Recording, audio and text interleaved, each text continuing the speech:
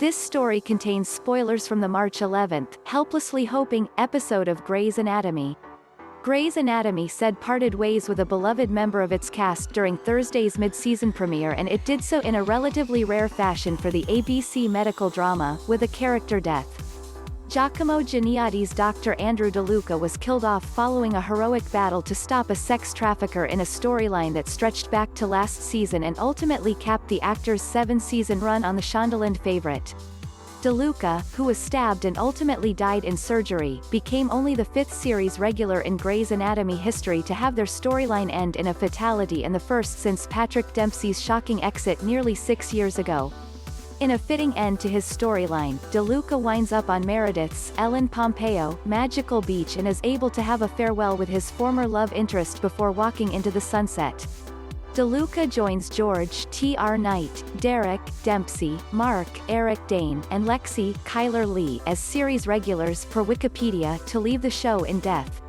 Of the 33 total series regulars in 17 seasons of Grey's, 13 characters have left alive.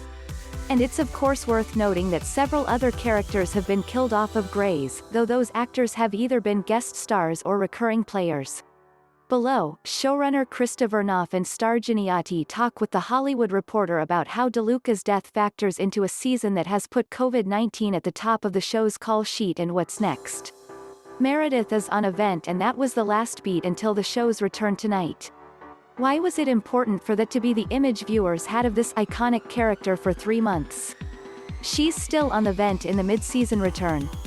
Vernoff, that happened to be the mid-season finale.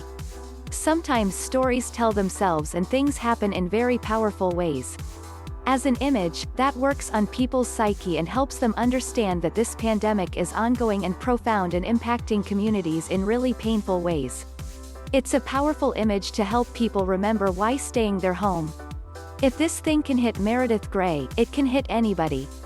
This season has put COVID-19 at the top of the call sheet, with realistic portrayals of everything from infected doctors, others struggling with the emotional gravity, and, in the mid-season finale, hospitals reached capacity.